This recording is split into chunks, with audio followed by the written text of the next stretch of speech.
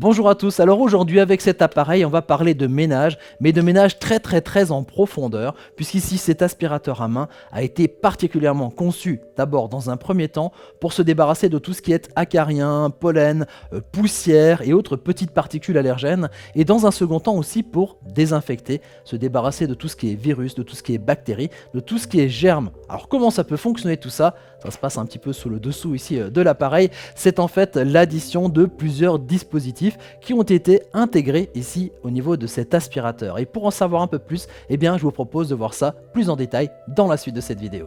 Cet aspirateur est un aspirateur sans sac, donc déjà pas besoin de se prendre la tête à trouver la bonne référence de sac. Les petites poussières, les particules vont être enfermées ici dans ce bac qu'on peut retirer, un petit bac transparent, et donc on peut vider si besoin, voilà, lorsque c'est plein.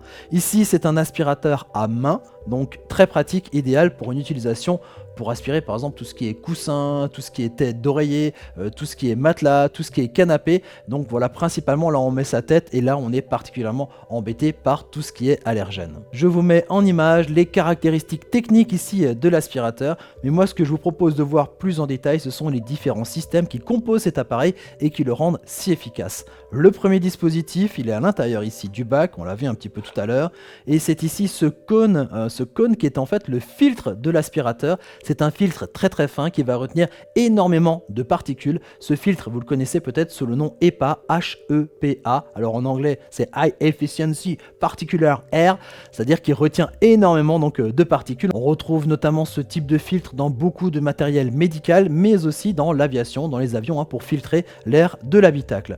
Deuxième dispositif bien pratique, là on va aller plutôt sur le dessous ici de l'appareil. Ici, vous avez une lampe UVC. Alors UV comme ultraviolet et C en fait c'est pour le différencier un peu ces différents types d'UV, et celle-ci l'UVC est particulièrement adaptée pour se débarrasser de 99,99% des virus, des germes et des bactéries. Donc on le voit de plus en plus ici, ce type de lumière donc désinfectante, et ici le système est bien adapté. Par contre vous voyez, il n'est pas allumé lorsqu'on retourne ici l'appareil. Je vous montrerai tout à l'heure comment l'activer sans danger.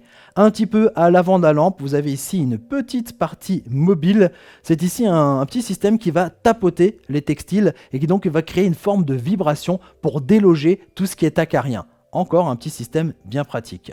Et donc pour activer la lampe ici UVC, plus ici là le petit palpeur, il faut que l'appareil soit retourné vers une surface et un petit peu d'exercer de pression ici sur les petits trous.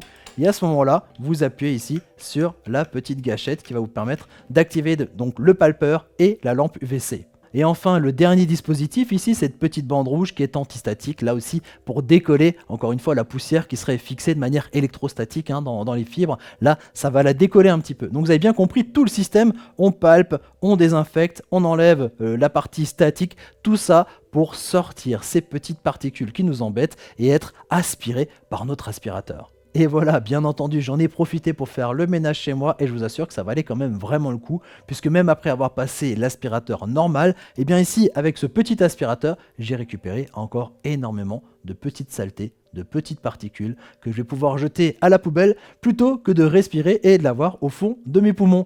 Voilà, je crois que j'ai fait à peu près le tour ici de cet appareil. Moi, je vous dis à très bientôt pour découvrir d'autres objets techno. Ciao, ciao!